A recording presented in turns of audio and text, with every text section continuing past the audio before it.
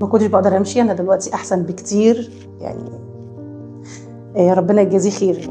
انا كنت في مرحله اخيره من التعب خالص يعني. انا كان عندي صمام عايز يتغير وصمام يتسلك وشريان، وقال لهم انا الحمد لله الصمام بتاعي معدني. فكل حد يكلمني اقول له لا انا قلبي بقى حديد خلاص يعني. رحت للدكتور باطن وبعد كده قال لي لا انت لازم تتجهي لدكتور قلب، بس الاول تعملي له اشعه ايكو عشان تعرضيها عليه. مش مستحمله خالص لان انا كنت ما بقدرش امشي مسافه طويله، كنت بتعب وانهك كتير صراحه. ربنا يبارك له، خلال شهر او اقل من شهر كنت دخلت عمليات. الدكتور وفر لي، هو ما كانش فيه صمامات متوفره، فالدكتور اول ما وفر الصمام كلمني في التليفون وقال لي ميعاد العمليه هيبقى يوم الثلاث ان شاء الله. ودخلت عمليات الحمد لله. الخياطه باينه يعني، خياطه العمليه الكل اللي يشوفها يقول لي ده دكتور ممتاز، لان احنا يعني مش شايفين الجرح. الحمد لله احسن، بتنفس احسن وبمشي احسن وباكل كل حاجه. والشكر كله للدكتور خميس طبعا، لان هو لحقني في مرحله اخيره بصراحه. لحد دلوقتي الحالي انا باجيله مره كل شهر. انا ما كنتش بقدر اطبق البطانيه اصلا